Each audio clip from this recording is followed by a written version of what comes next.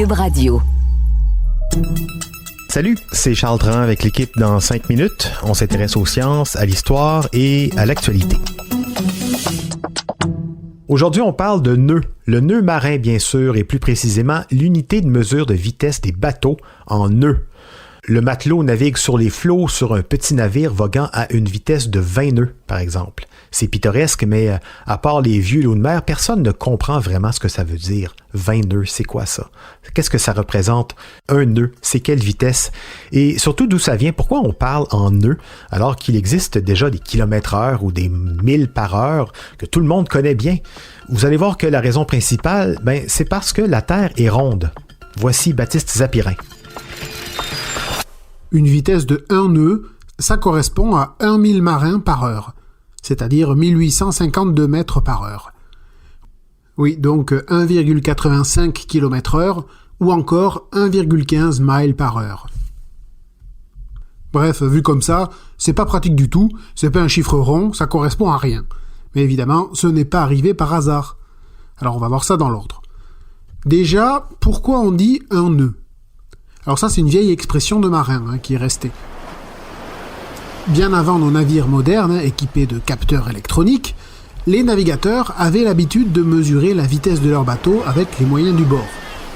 Ils jetaient donc un morceau de bois ou un autre objet flottant au-dessus de la proue du navire, à l'avant donc.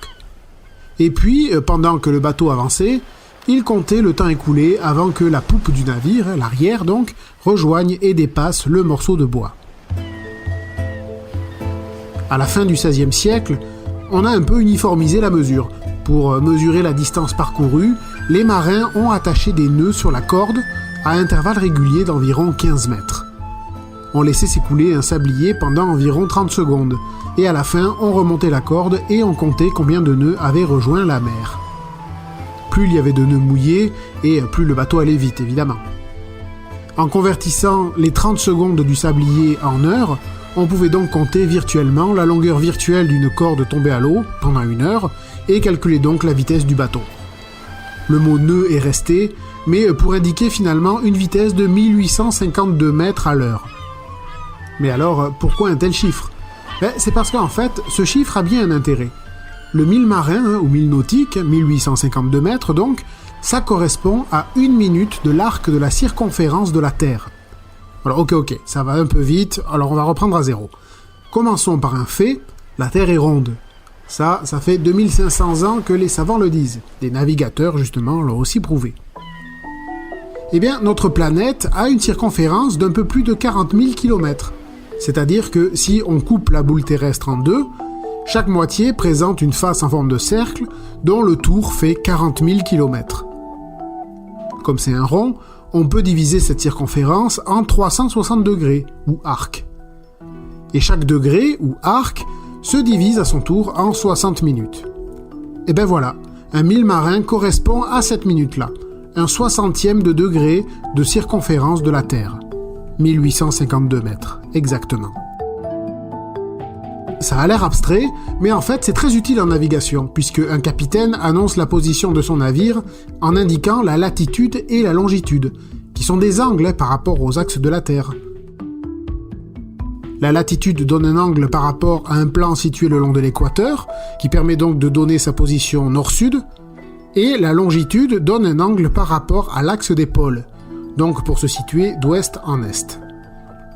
On exprime ces valeurs en degrés, mais aussi, pour être plus précis, on ajoute les minutes et les secondes, qui peuvent être convertis, comme on l'a dit, en milles marins. Par exemple, vous êtes perdu en mer.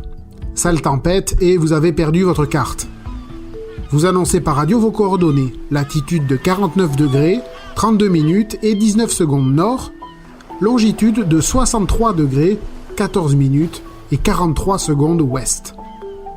Eh bien, les secours pourront vous situer sur une carte en multipliant chaque minute par un mille marin de 1852 mètres et chaque degré par l'équivalent de 60 minutes ou 60 000 marins. Il n'y a plus qu'à faire croiser les deux lignes de latitude et longitude sur une carte et on voit exactement où vous êtes.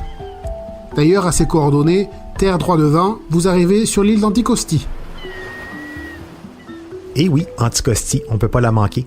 Les navigateurs ont donc trouvé des mesures ingénieuses, tellement ingénieuses qu'on a un peu du mal à les comprendre, et que même si le Bureau international des poids et des mesures ne reconnaît plus officiellement l'usage du nœud depuis 2019, on continue de s'en servir en mer, mais aussi dans les airs, en aéronautique, puisque là aussi, il s'agit de se repérer quand on fait le tour de la Terre, et donc les pilotes d'avion calculent aussi la vitesse de leurs avions en nœud.